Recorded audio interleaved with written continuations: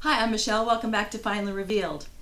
Well, this video is going to be a little bit different, and hopefully it is timely for some people. Microsoft came out with Windows 10 in response to backlash on its attempt to upgrade to Windows 8, which followed kind of an Apple format. They were very aggressive in trying to get people who didn't even have Windows 8 to jump from Windows 7 or 7 Pro to Windows 10, and it launched in July 29, 2015, and it was free for 1 year through July 29, 2016. Well, I personally had a Windows 8 machine, so it had to be upgraded to Windows 10 just to get rid of the Windows 8 distraction, which was caused by the Microsoft app configuration. However, we had Windows 7 Pro in our office, and we were not going to upgrade to Windows 10, and then some further modifications were made, and our IT people assured us that it was not having too many glitches and it was safe. We did a little bit of research before that upgrade, and I found an article by a South African, Jason VanMuelen, in my Broadband. And I have the link to his article in the description for this video. He identified, first of all, his video, the article tells about 10 settings, privacy settings and information sharing settings that are default settings in Windows 10 and how to disable them. The information, you may not care, so I'm going to tell you what it involves first, and if you don't care, then you can move on. We all know that you can wipe out your browser history, you can browse privately, you can disable cookies, you can refuse certain requests for information sharing and other types of tracking. Some you can't disable, similar to Apple, you can't disable many of those. But on Microsoft 10 or on Windows 10, this information is the default setting, and so if you are not aware of these, I want to make you aware of these now. As of the time that I found Jan's article, which he published on July 21, 2016, he had 712 shares and 80 comments, and that's not a whole lot. So I thought it was worthwhile to put this information out there, and I give full credit to him. It's not something I came up with, I'm just explaining it. And as we go along, I will show you in this video the steps that you need to take if you want to disable any of these settings. Some or all may apply to you. If they don't, and you don't care, or you've already taken care of it, then you can go watch something else, all right? The first three, well, first let me tell you what it does. It collects your contacts, it collects your browser history, it collects your wherever you go on the web, it reports that, it uses your broadband connection to help patches to get to other users, and it collects your speech, your typing, and your inking. So that's what we're talking about. And then also it adds in a logon screen, and at the very end, that one involves getting into the registry, and you might not be interested in doing that, but that one is going to be at the end. So I'll do the first 9 first that anybody can handle and disable on their own. Okay, the first 3 are file sharing, Wi-Fi sense, and notifications. File sharing is where if you have a capped broadband, which is a lot of us in the US have that, where you're paying for your data usage from your cable service provider or somebody, so that you only have so much download and upload speed. The cable companies monitor it and charge you for it. So if you have that, this Windows 10 uses part of that to move and distribute patches to other users, so it's using your data. So that's under the file sharing. If you want to stop that, we'll show you in a minute how to do that. The next one is Wi-Fi Sense, S-E-N-S-E. And what this does, it shares your Wi-Fi login, the details of your login with your Skype and your Outlook friends. It also can share your Facebook friends with your password.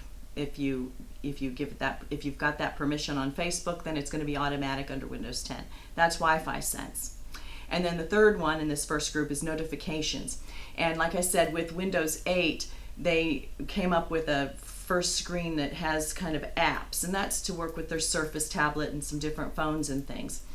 So the default setting is for you to be notified when all kinds of activity happens with your apps. If you don't want that, and I'm talking primarily to business owners, business people, it can be, if you've got it, you've probably noticed this. If you haven't gone in to disable it, you can disable it. If you have just downloaded it near the end, or you're getting ready to buy Windows 10 and load it, you can now know to go in and change these settings. You can let it notify you on which apps you want it to, or you can disable it on all of them. Okay, so for the first three, here are the instructions. The next three are the start menu ads, targeted ads from third parties, and speech typing and ink data. Okay, if you want to disable these, the start menu ads, Windows 10 is going to suggest apps for you based upon your usage. So in other words, they're going to tell you they're spying on you, and then they're going to come back. In other words, they're going to watch what you're using and report back and suggest things, similar to some other programs that we're familiar with. But if you don't want this, and they're going to suggest them from the Windows Marketplace, not everywhere, but just on there. So if you don't want this, you can disable it.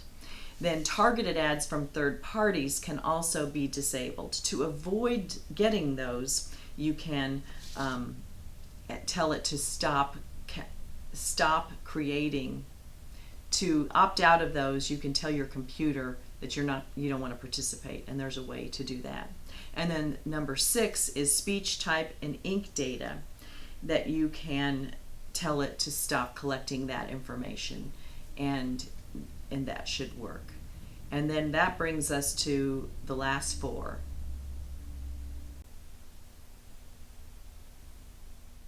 Okay, the next 3 are settings, sync, OneDrive, which syncs your documents, and the last one is visual effects.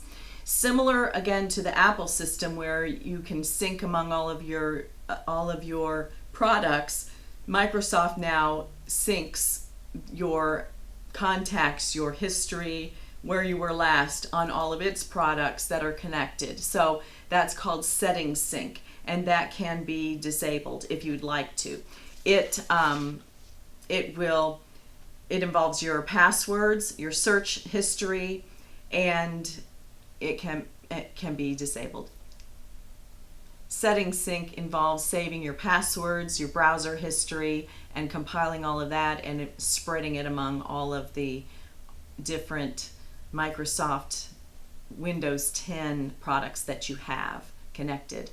And then OneDrive does the same thing, only it syncs your actual documents. I think the argument can be made it's for user friendly, so you work on your tablet, you want to go and work on your PC, but you may not want to do that, and in an office setting you may not want to do that, so that can be disabled. Visual effects is the way that the screen looks, and you may have uploaded or actually downloaded, you may have upgraded to Windows 10 within the last year and noticed there are a lot of changes on the screen. If you want to change any of those, you can do that. If you want to get rid of all of them and revert back to what you're used to, you can also do that. And so that's called visual effects. Okay, the instructions to disable or change the settings on Settings Sync, OneDrive, and Visual Effects are right here.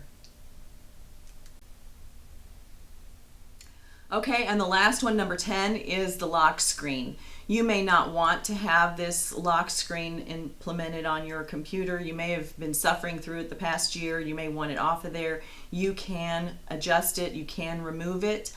If you are not wanting to affect your registry or you're uncomfortable going into the computer in that fashion, contact your IT person or someone who's familiar with it and they can help you.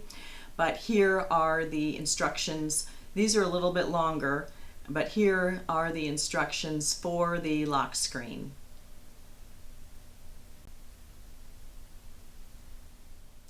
Okay, again, thank you so much to Jan Thank you so much to Jan VanMuelen for the article in my Broadband, and like I said, the link to the article is below. If you're interested in some of his other articles, this was really good information. It came out a year after Windows 10 came out, so I'm sure there was quite a bit of data and sharing and information collected already. You can change it now, and maybe you'll notice a difference. If this information was helpful to you and you think that it might help someone else, please feel free to share it. Give us a thumbs up or a comment. And I look forward to seeing you next time. Thanks for stopping by.